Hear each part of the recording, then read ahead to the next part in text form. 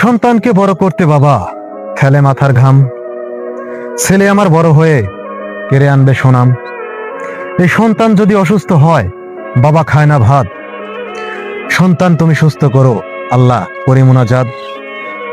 অবশেষে সন্তান যখন অকালে যায় মরে, বাবার কাঁধে সন্তানের লাশ বইবে কেমন করে। এই আশার কিন্তু সিরিয়াল আছে, যাওয়ার কিন্তু নাই। আপনি আমি এই কথাটি মনে রাখতে চাই। আমি তোমার হতে চেয়েছিলাম, তুমি করলে আমায় পর।